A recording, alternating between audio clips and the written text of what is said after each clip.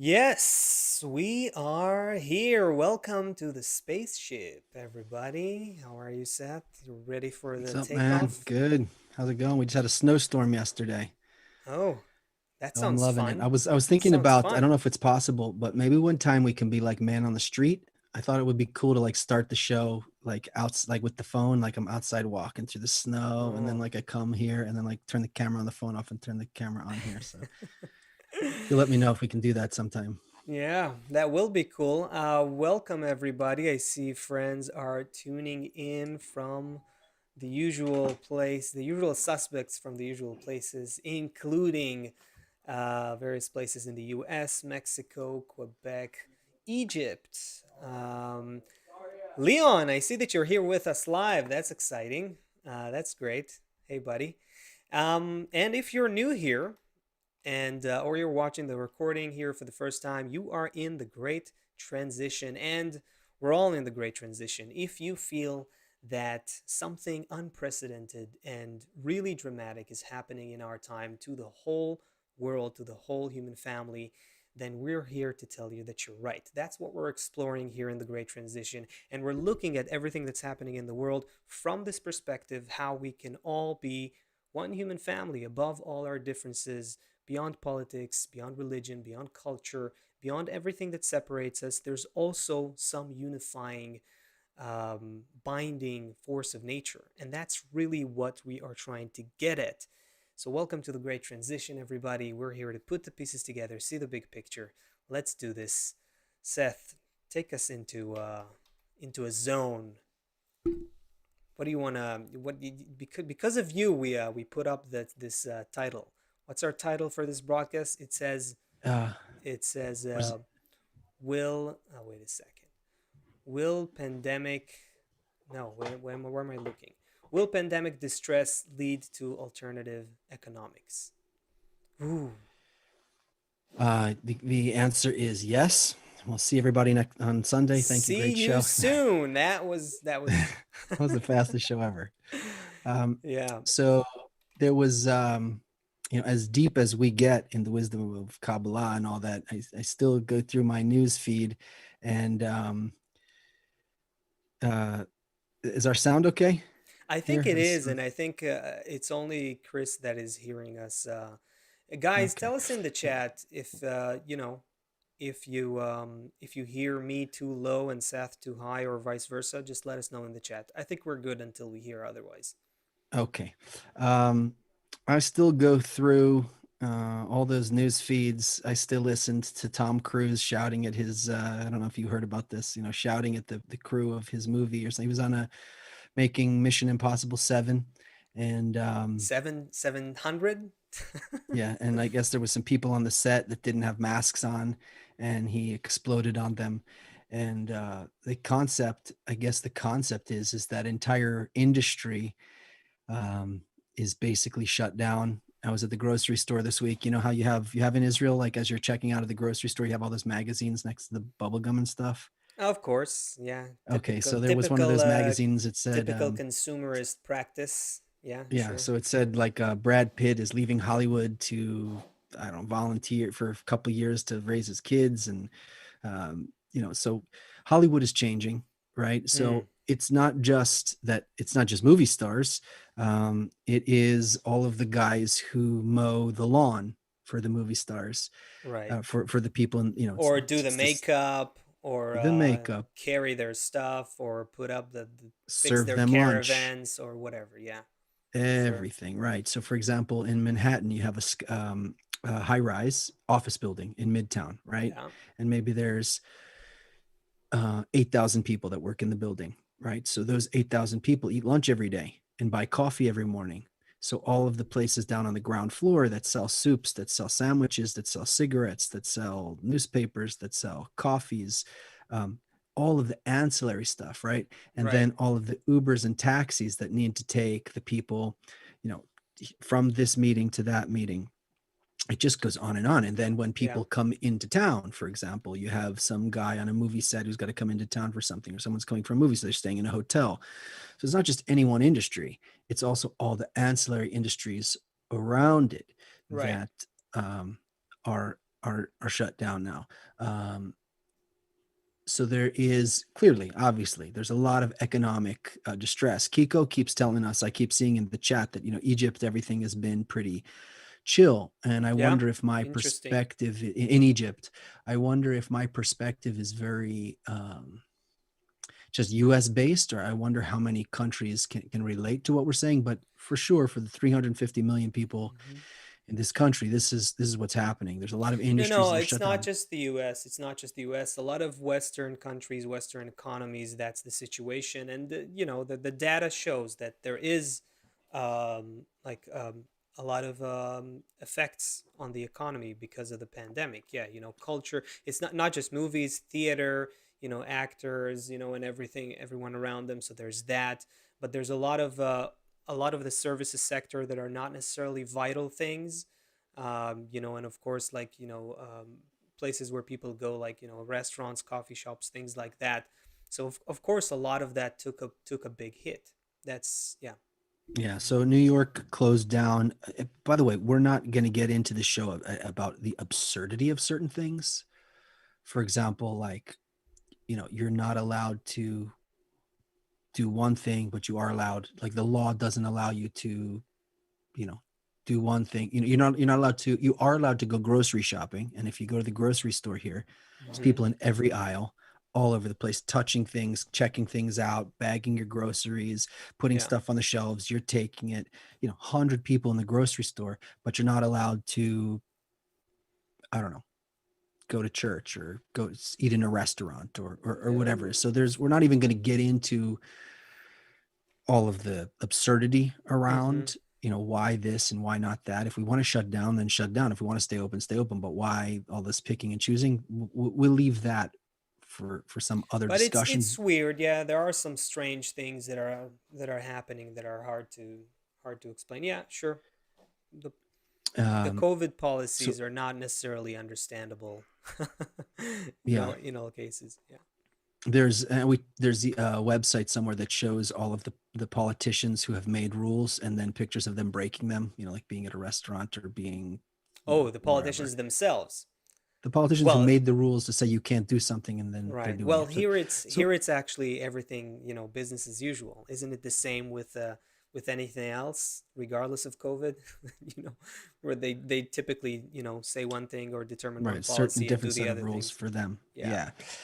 um so a bowling alley, the guy who, I mean, something silly, but a bowling alley or any kind of place where you a video game, an arcade, just so many businesses that can open. And then all the Hmm. restaurants in New York this week, I think it was, they closed indoor dining. You're not allowed to have indoor dining. So everything is Hmm. outdoor, which again, we talked about. It's funny because outdoor now they build these structures with four walls that have heaters inside. So it's basically an indoor Yeah. space, but it's outside. But yesterday it was snowing and freezing cold and wet. So are people going to sit outside in some hut on the sidewalk outside the restaurant when it's snowing outside and cold? I don't know, probably not as much. And so there's a lot of economic distress.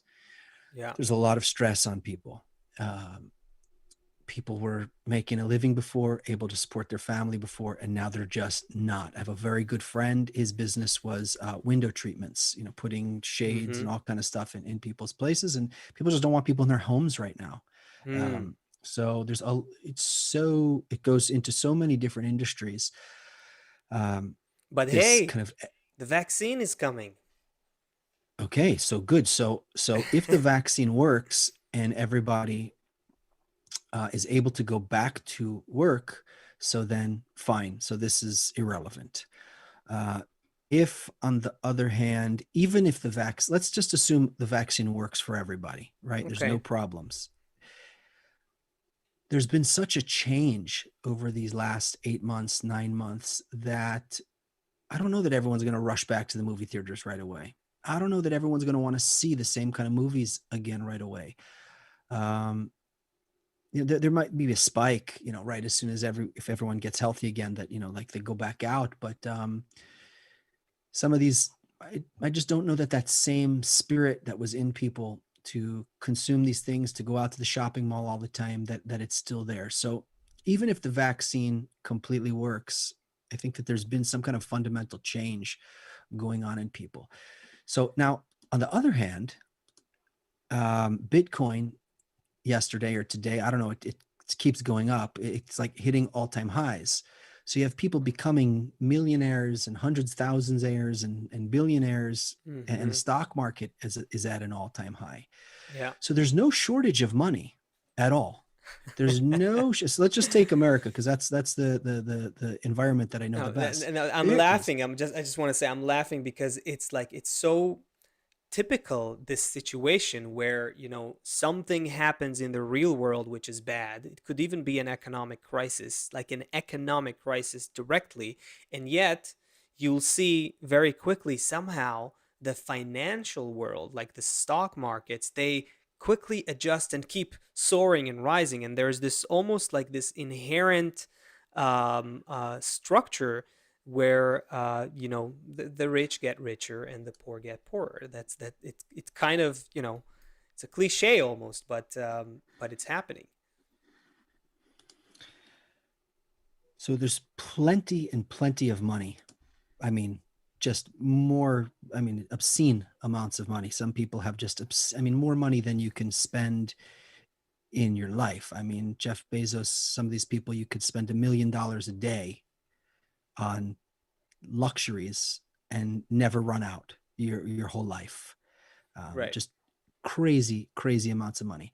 So the question I guess we're going to come to is, um, does there need to, at some point, or is there going to be some kind of legislation to, what's going to happen with all these people who don't have food and don't have work and can't pay their mortgages and can't pay their rent, and then on the other side there's so much wealth now, you know typically, how are we going to feed it? How's everyone going to be fed? Are they going to take from the rich and give to the poor? Is the government just going to print more money?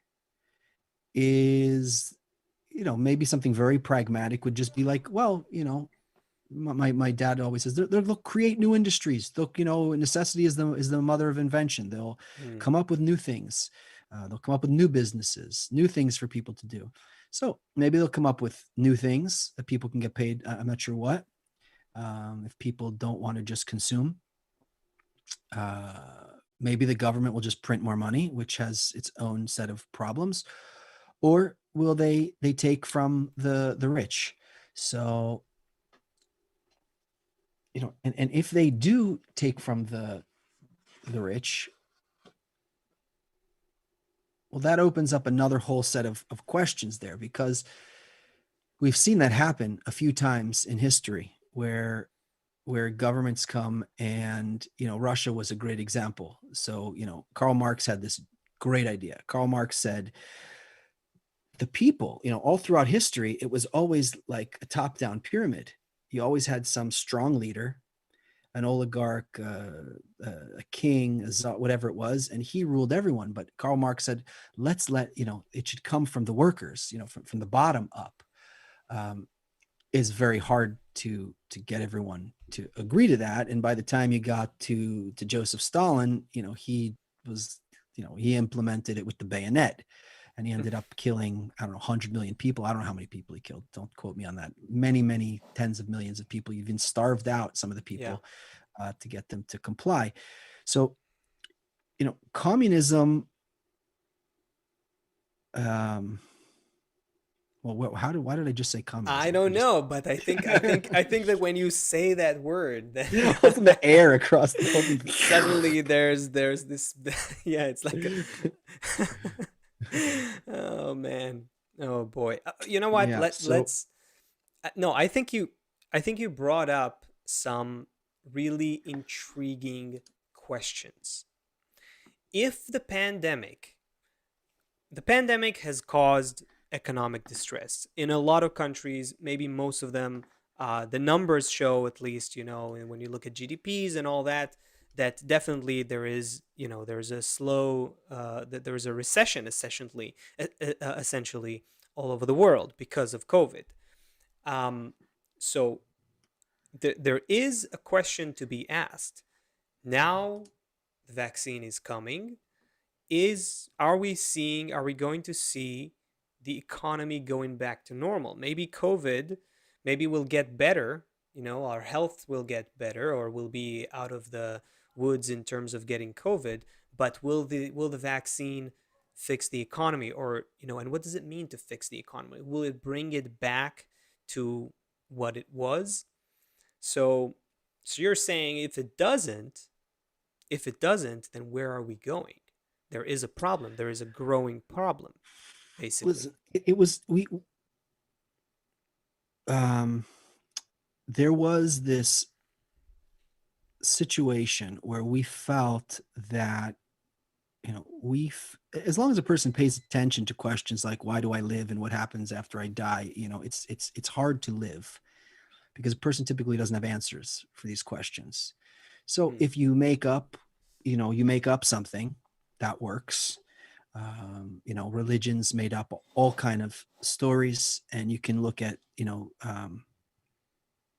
anyone who wants to do the kind of research can go back and see the similarities between different religions, and how we all kind of have this something implanted in us, and depending on what culture, depending on what part of the world, you interpret it a little bit differently. um, so we do have, some kind of religion which helps calm people down, but the more that we become liberal, the more that we become, which by the way was a very good force, because you don't want to just be um like strictly conservative. The more you become progressive and liberal, you kind of throw off the religion. So the modern world is kind of throwing off religion, right? Throwing off traditions. We don't live the way, our grandparents lived, the way our great grandparents lived, and they had the same traditions and the same holidays.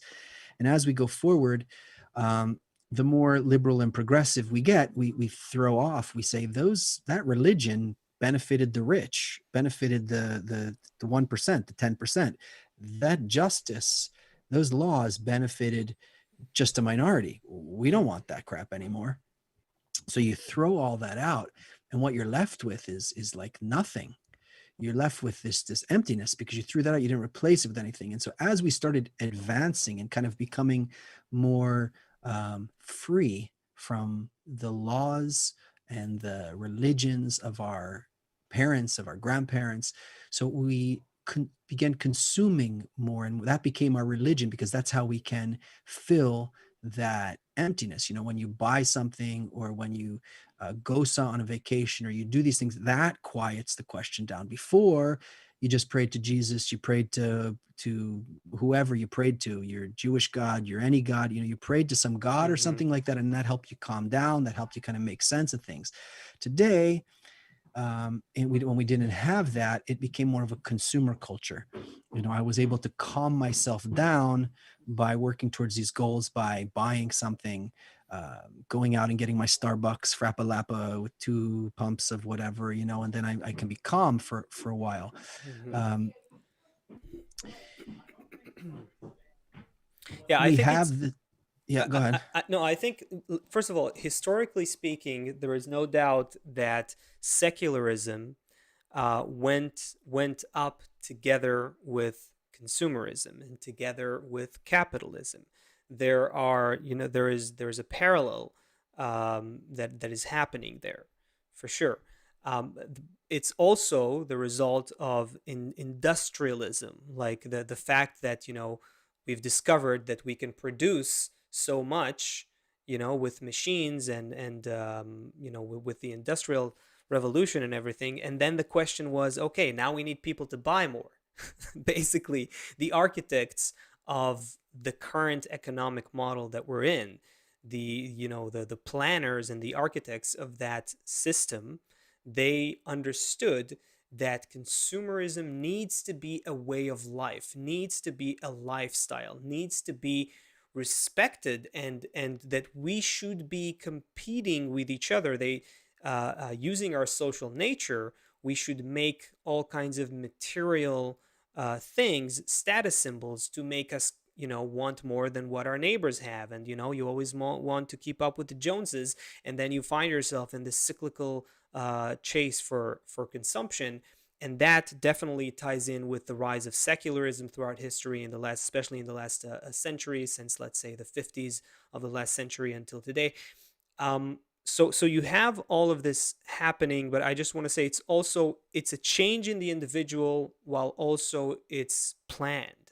It's driven by, advertising the way we know it today was invented, essentially invented in the way that it works today in the last century. That never before in history you had such a concept where if a company is producing something today, 2/3 of their budget goes to marketing and advertising and branding, and only 1/3, I think that's kind of the rough numbers, go to the actual production. So it's very clear to the industrialists, so to speak, those who started this, that they needed to create the audience, to create the buying power to match their production power. So it's happening, in two aspects. During So the I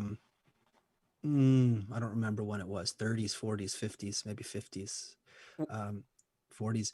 The cigarettes were smoked primarily by men, and right, the marketing, one of those marketing yeah, geniuses, I think it was Sigmund Freud's nephew or something like that. I forget yeah, his name right now. Ed, He was like Eddie Bernays, Edward Bernays. Bernays. Yeah, there you go. Yeah, Yeah, yeah. Um, which, by the way, the Nazis studied how he how his his techniques. PR So techniques, yes. his PR techniques, yeah. Um, so he had this idea. They were going to open. They were looking for how to sell more cigarettes. So he tells a story, or it's written in a book that he was interviewed in, that they set up. There was going to be a parade. I don't know if it was after a war, or it was Thanksgiving, or one of these big parades in New York or wherever it was, and they were going to put some beautiful women on the street smoking. Right, right, And then they right, had the news, when the news right. cameras were going to pan by, they were going to have the new, like they were going to have a big shot on them. Yeah, Like it looks like it's just coincidental, on these beautiful women hanging out, being liberated free women, smoking cigarettes. And exactly. through this, this is how they opened up the market to women smoking. Right. You know, So okay. So this is it's a great example. This is exactly what I wanted to get into. That when we're asking the question, let's go back to the question we started with a couple minutes ago, right? So today we are in a problem because of COVID. Let's say that it's because of COVID. The economy slows down. There's more inequality. There's more economic distress. There's more poverty. There's more people who don't have a job, and they find themselves thrown out of the workforce. They don't know what they're going to do, and they ultimately they need to be fed and clothed and housed, and so on. So you have that sort of trajectory. But then there's another thing. We have gotten used to this lifestyle where that has materialism and consumption very deeply rooted in it due to these sure the you mentioned the historical rise of secularism, but it's so, a but lot by the of way, it. though, this is something that maybe the virus is doing. The virus may be changing people to say, you know what?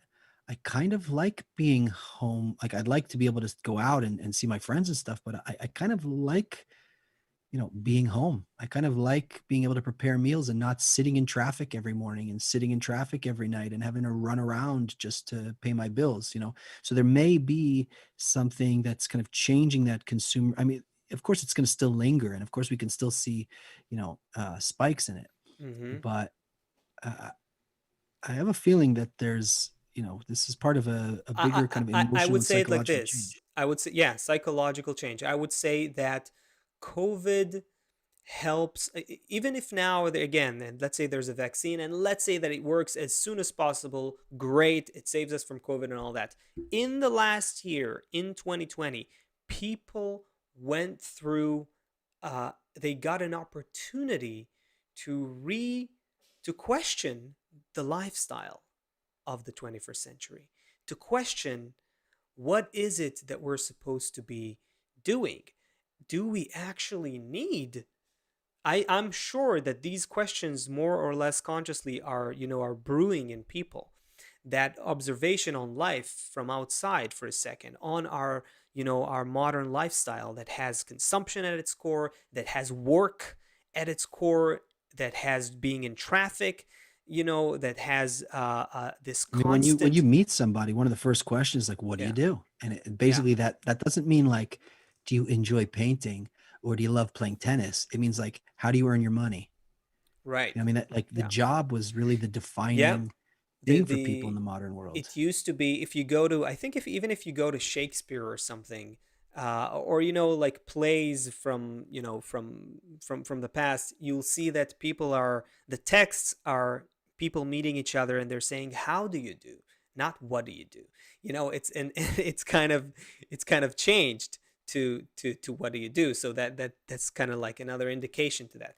But I think what's interesting, is when you're asking the question, what do we do now with all of the people who need help, who are going out of work, and that work is not necessarily coming back? We need to couple this with another question, which is what has happened to people as well. Are we sort of starting to a little bit push away, or at least question the lifestyle that we had before COVID? And now, when you put those two things together and take another third component, to put another third component into the picture, we are in a reality today, a technological reality, where we can technically we can feed, house, and clothe people, and give them medicine, and give them education, even, without that much of a problem. Technically, this can be done. It's not the economic model. It's not, today, if you're not working and making your living, and are able to pay the debt for the university, and all that, and then you won't have electricity and education and food and running water. So all of these things together bring up questions about our way of life until COVID, our economic model until COVID, and now we're in a situation where a lot of people, millions of people, are in economic distress. What are we going to do? Are we going to just try to go back to what we had? Maybe it's not even possible. Maybe it's not even possible. You know what I mean? By the way, the when you said communism, the C word, the I saw Leon just said that he remembers it, and he came to the U.S. when he was 9, and he remembers. So I think, I assume he's coming from the Soviet Union. Maybe he can tell us a thing or two about it. That's interesting.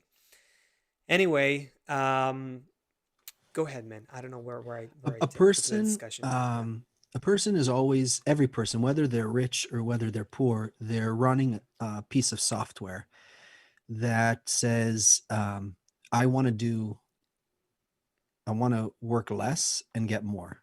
I mean, even a person who's working 20-hour days, Right. it doesn't mean work like less hours. It means I want to get more out of each of my efforts, right?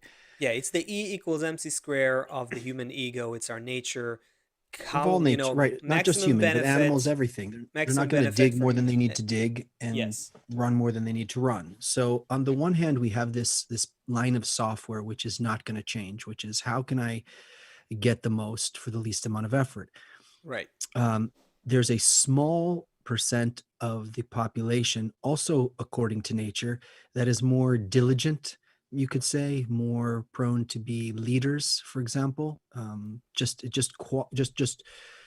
by nature, there's one queen bee and many worker bees. This has Right. nothing to do with race. This has nothing to do with education, although you would probably see that those diligent are also educated, but you can have others that are educated too. So there's a couple. Sure, and some, and in your body too. You have different cells doing different functions. Not everyone is a brain cell. and you need all the cells. And in the same way, you have emotional people, you have more intellectual people, you have people who are painters. That's kind of what their qualities you know allow them to do. And you have innovators, and you have scientists, and you have This so yeah, this is one of the sure. problems that happened during the Russian Revolution, pretty much, I guess, any revolution. When you kill all of the owners and managers, you also kill all of the people who have the skills of managing, right? So I think I told the story once on the show about this 26-year-old mayor in this town, the mayor of the town, the leader, he was elected as the leader of the town, where I used to live upstate. Great guy, progressive guy. He did the first same-sex marriage in New York State. Likable guy, good-looking guy, fun guy. You could Mm-hmm. see him at the bar on Friday night, but he never managed a budget of a couple $1 million. He was a house painter before that. Mm. So the skills to manage a sewer system, the skills to manage hundreds of employees, it's a certain kind of skill. So anyway, we're just laying out a few kind of laws of nature. One is that everyone's running the same software, whether you're rich or poor. The same piece of software is, how can I get more for less effort? Okay. The second thing, which kind of is what makes communism not work, because if I want to, if I can get more, if I can get paid the same amount and work less, if I can why work why less should I than more you, why should I work more then? why should I Yeah. work more?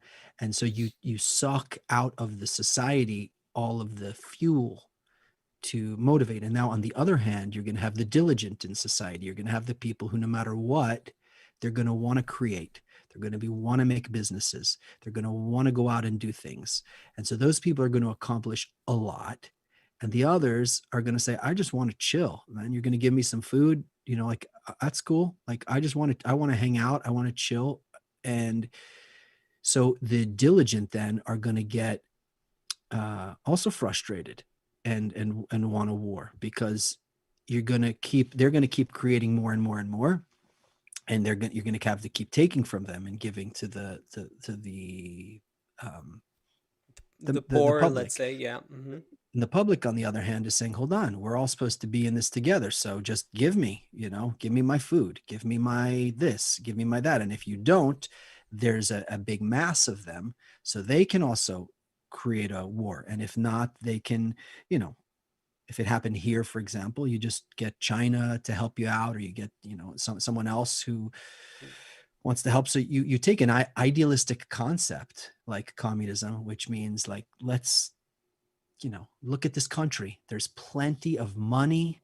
There's plenty of resources. There's plenty of brains. There's plenty of land. There's enough of everything for everyone, right?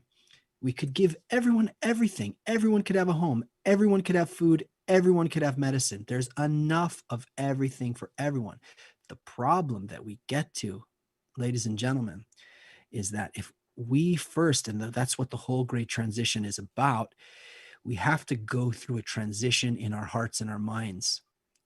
Because if we don't go through that kind of change and understand the system we're in, then any government structure that we set up will just be governed by ego, and it'll be one against the other, and my way is better than your way, and then no, my way is better than your way, and it's gonna lead again to more war. You're gonna have to start enforcing your communism through the KGB, basically, through police, you're going to have managers who come around and make sure everybody is doing their certain amount of hours of work.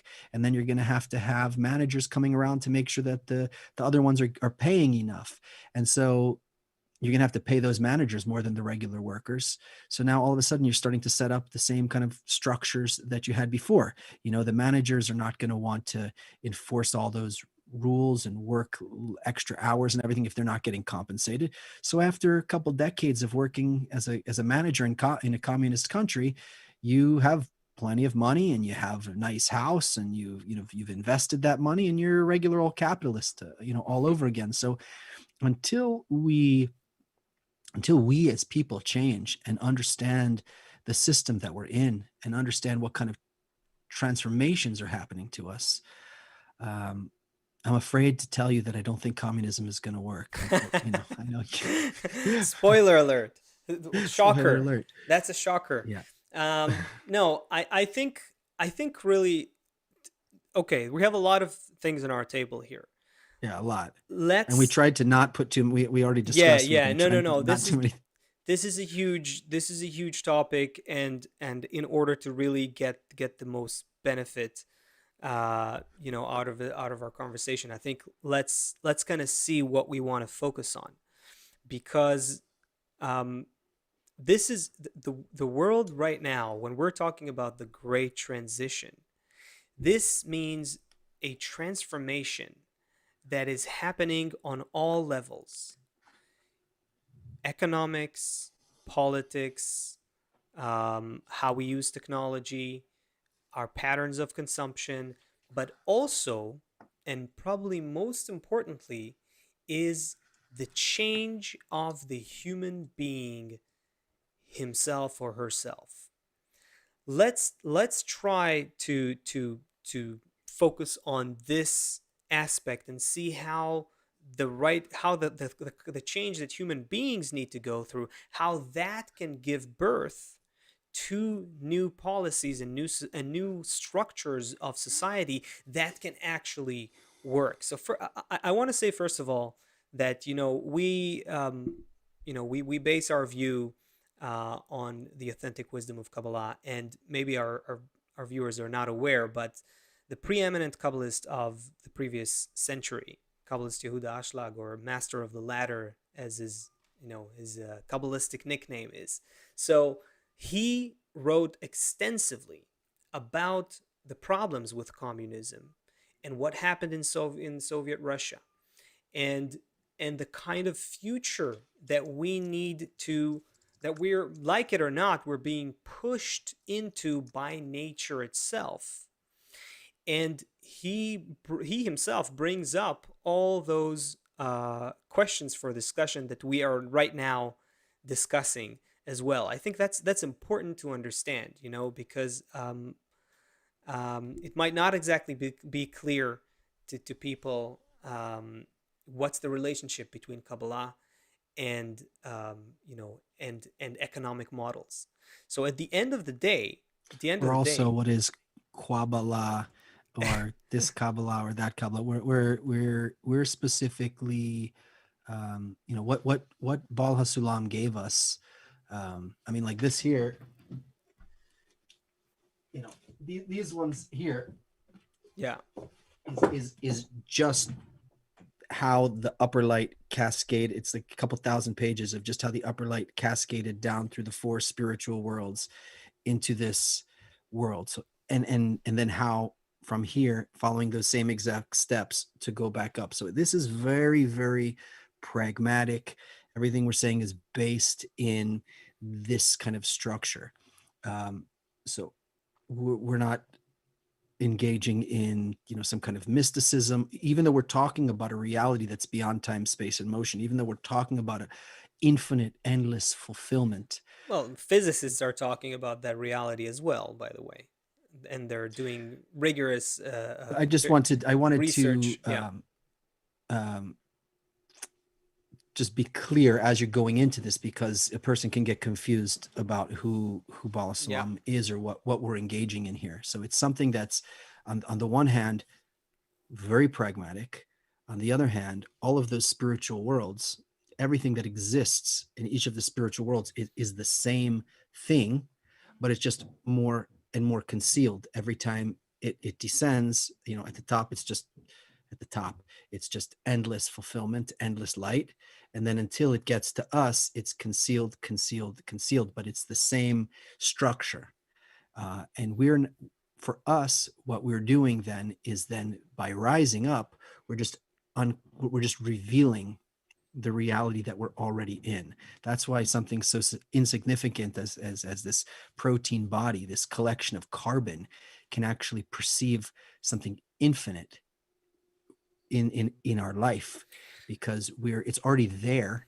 Of course you can't see infinity with your eyes, of course you can't taste infinity with your tongue, but we can reveal through this whole method a way to do that. So um, yeah, Good. So wanted to just distinguish. I no, saw no, somebody was that writing about. that's great. That's great. Let me continue exactly from that point. So we Okay. what are human beings? And we'll tie this into to economics and everything that's happening now. Okay, that'll be our channel. It's human our challenge. Human beings are, on the one hand, this protein based body. That's what we are, which we can research and try to dissect and understand. And with this protein based body come needs. We have to fulfill them. We have to eat. We have to have sex. We have to have a shelter over our head. We need some certain sense of confidence. And, that's kind of like just like any other animal. But the thing is that we also have another part, an interior part, one that is hidden from our five senses, and that is our desire for a fulfillment that goes beyond those animalistic bodily desires. Now, the whole problem is how what is that desire, understanding what it is and understanding how to fulfill it, understanding what we actually want as human beings, and understanding how to fulfill that. and, If and as a we, baby yeah, and as a baby, when he starts developing, at first he doesn't really know what he wants, and that's us, and that's consumerism and all this. It's like we just feel empty inside. And at first, you have it makes sense because I have to eat, right? I need to find a shelter. When you're filling the first few ones along the list, it's necessity. So then as we keep progressing, we keep feeling the same kind of justification. I need this, and the I need this. great transition that we're talking about is a point in time, a point in human evolution where we have to start fulfilling that desire. That desire for a higher fulfillment starts demanding its fill. And as long as we don't fulfill it and we don't learn what it actually is, as long as we're not engaged in that, we're trying to fulfill it in all kinds of wrong ways. One of them is excessive materialism. It essentially becomes something that we are discovering. Well, don't, Yeah, don't say wrong to me, okay? I have PTSD from being told that was wrong as a kid. Use some other word. it's the improper. It's the No, no, not I want adequate. to It just doesn't approach it from a work. complete, It just no, doesn't just work. Is all I'm saying. approach it from, hold on, approach it Yeah. from a different angle, because it's not just that it's wrong, for example. In fact, that um, No, I'm it's the okay, go ahead. failures there, the failures there is what causes us to look in the right place. It's those specific, it's not actually wrong, like, oh, you were made and you're doing something wrong when you spent a lot of years doing something wrong. It's specifically, you wouldn't go look for something to eat if you weren't hungry. So you're going to call being hungry wrong? No. You wouldn't know to look for you wouldn't, those wrong things are directing us towards the correct, to the fulfillment that can fill that empty void, that endless void. So I'm just asking you to try and find a new way to say it besides just, it's wrong to try and fill it by buying a new car. No, you buy a new car, you realize you're still empty, and through that it helped you understand that the kind of fulfillment you're looking for is a different kind Is of wrong. fulfillment. No, no, I'm Okay, fine, you win. Continue, please. the bottom line is it's not the full, we don't understand the desire that we have that is beyond our animalistic desires. That's what I'm saying. We don't understand it. It's developing and brewing within us and shape shifting, and it's developing, and we don't understand where it's going and what it actually wants. Because of that, we try to fulfill it with all kinds of things. That's not wrong. The attempt, and I stand corrected, the attempt to fulfill our unique human desire with all kinds of things is not wrong. But the actual fulfillment that we're looking for is not those things. You cannot fulfill. Again, it's trying to put a square peg into a round hole. It's just incompatible. It's just, I'm not saying it's morally wrong or ethically wrong. I'm saying it's technically wrong. So Kabbalah teaches you what you're made of and what your desire is developing into. And that desire that we have as human beings, that desire that begets the questions of who am I, why am I here, what's the purpose of my life, that's the desire that we all share as human beings. If you take a child, put him away from before, at the age of 5 6, let's say, before the mechanisms of advertising start confusing him, before the TV and culture start confusing him, before all of that begins to happen, there is a natural instinctive desire in the human being to find a purpose to this whole human experience. We repress it and shut it and and push it away. Exploit it to sell stuff, and you know, and what and yeah, yeah, exploit it sure. in order to sell stuff. Yeah, we exploit our, just as we exploit our social nature, So yeah, in the so same there way. exists inside of a person this emptiness, and that emptiness is driving a person forward. And the media really corrupts that in order to steal, you know, for itself from there. Uh, but as we advance and through this whole process, we'll start to see more and more that my happiness, I can't be happy if I'm just taking for myself, and not in some moral way and not in some ethical way.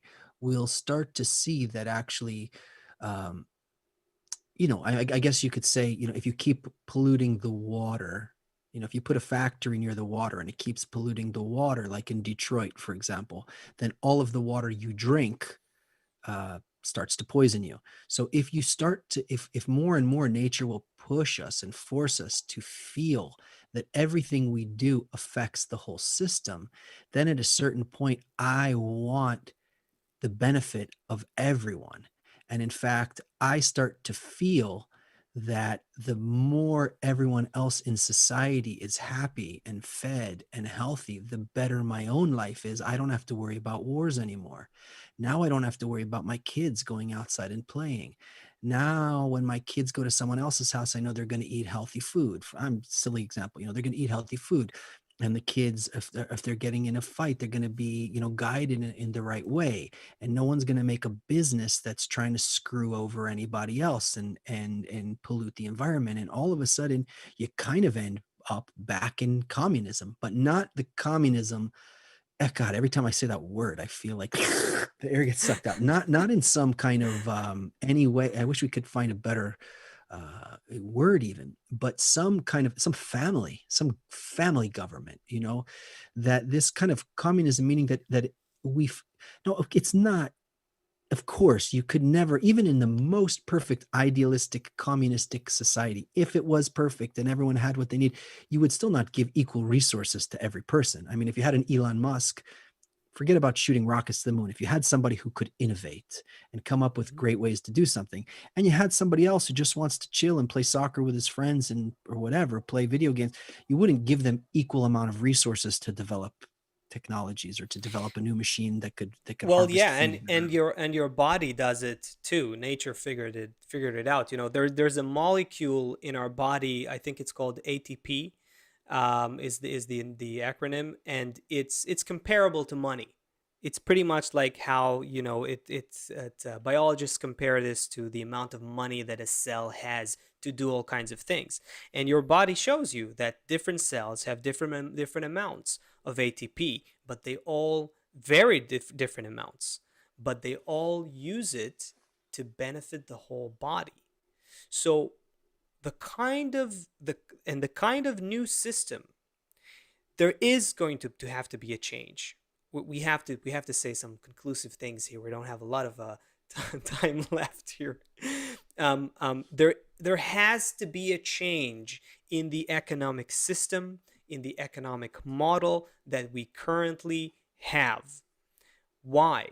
because human beings are evolving, and the desire for the actual fulfillment of the human being is something that is starting to demand more and more its actual fulfillment.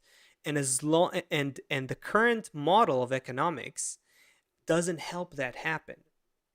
It even pushes us away from it. So COVID comes, helps us stop what we were doing for a second, for a year, get used to not being so addicted to this constant, constant fight for survival kind of lifestyle, and those goals of constantly consuming and working and consuming and buying and consuming and all that.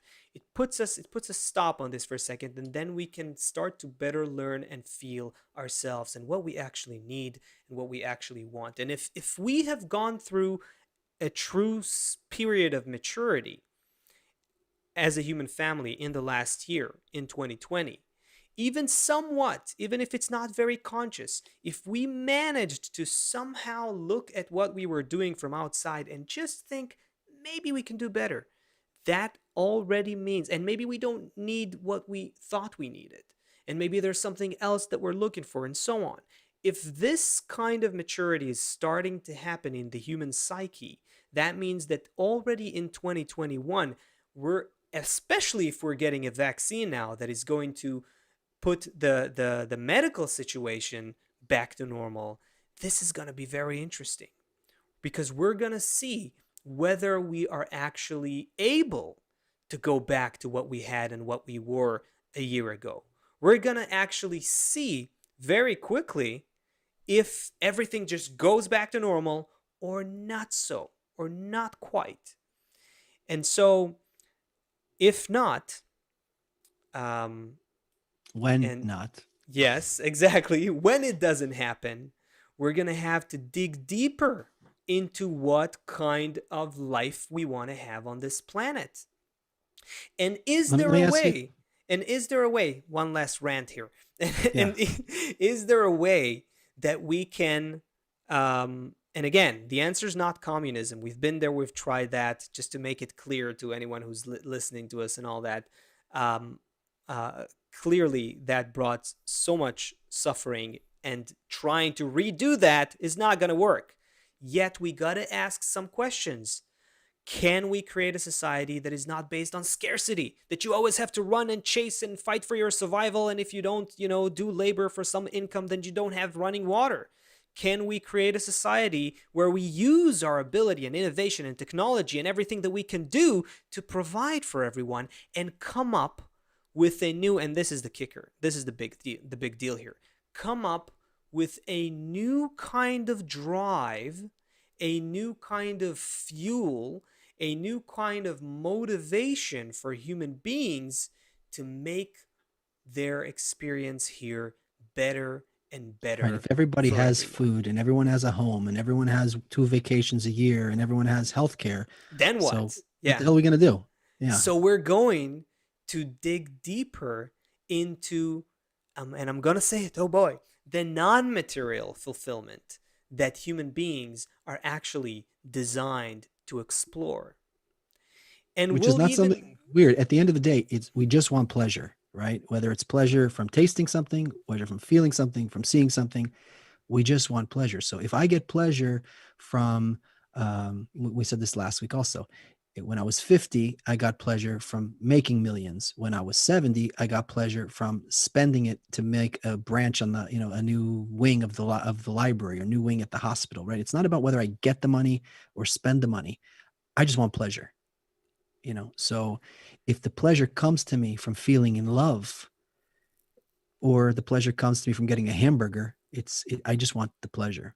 So the method of how we get pleasure change, and that shouldn't be weird to anybody, because if you think about the pleasure you got when you were, 10 versus the pleasure you got when you're 16, it's clearly different. So we have a few minutes. Let me ask you a good question that came up from Yehuda Barak on YouTube. Should a person be focused on where we are right now, the current situation in the world, or where we want to go, where to direct our focus? wow, good one. I would say absolutely where we want to go.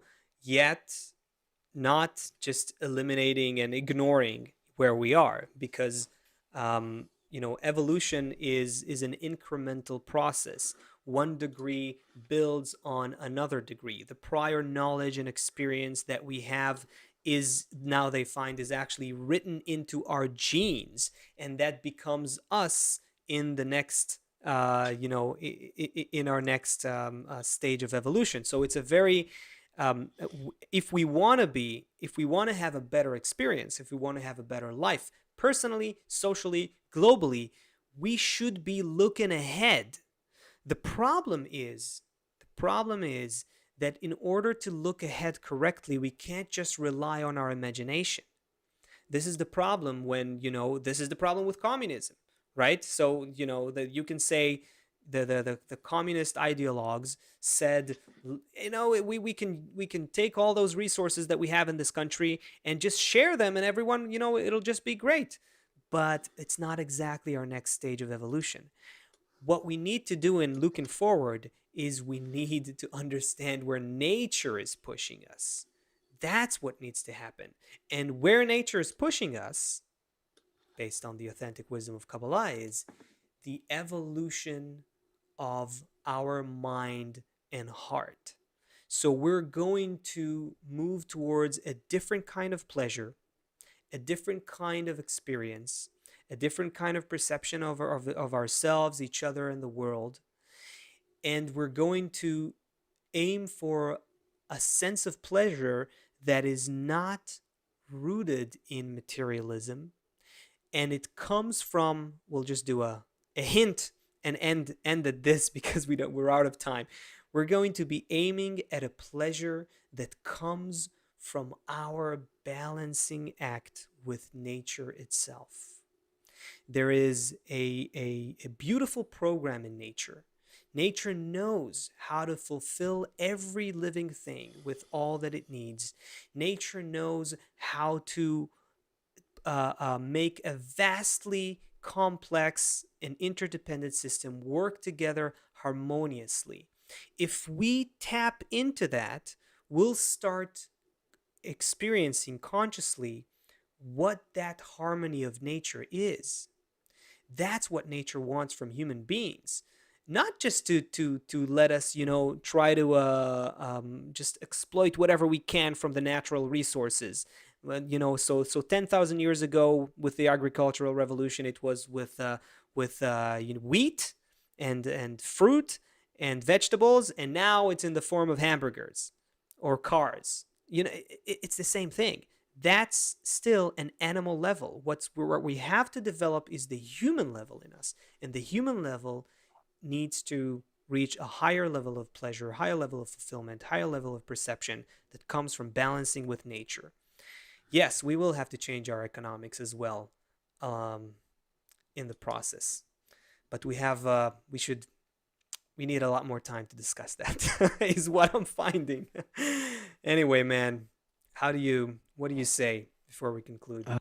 I say, first of all, it was really cool to see Josie here. Leon, thanks for joining us. Everyone, Slightly Slanted, I think we missed you last show. David, Kiko, Steve, Kevin, P. everybody that joined Marlin, Lee us. Kelso, nice lady. Gary, woo. Yes, Isabel, hi. Yeah, so everyone who's commenting here, asking questions, remember, if you want to reach us during the week, find us at P. Marlin, find us at TGT Pod, Yes, if you're on TGT. Twitter, the Twitter handle is TGT_pod. TGT_pod.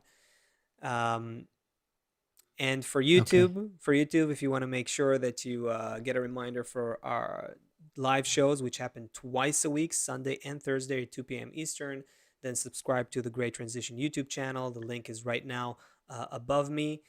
Subscribe there to make sure you don't miss any great transition beat. We're also posting clips between the shows. So yeah. All right. So everybody who joined us from California, from Egypt, Miami, Norway, San Francisco, Colorado, Brazil, Portland, Ohio, Oregon, St. Petersburg, Spokane, Washington, England, Toronto, Singapore, and Tibes, France, Corinne, Nairobi, Kenya, Jacksonville, Florida, and New York, Quebec, and everywhere else you are. Thank you so much. We love you. We will see you on Sunday, 2 p.m. Eastern. And that's the show. You got a song for us too?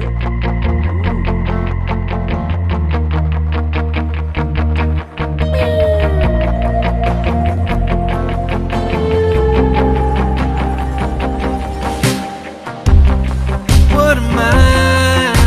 Learn what they know. Just a child, I learned by watching you. I need you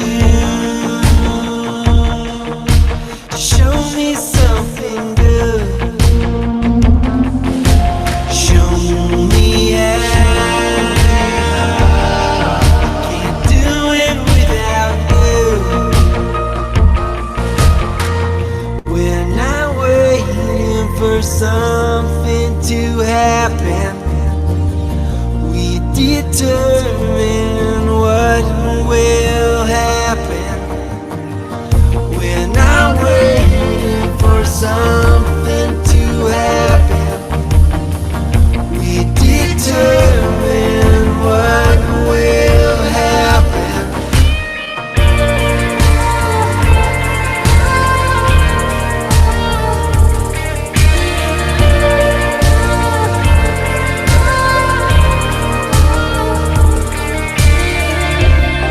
To belong, to come here as a friend. The light is strong to touch your soul at last. I need you to show me something good. Show me how. Can't do it without you. We're not waiting for something to happen. We determine what will happen. We're not waiting for something to happen. We determine what will happen.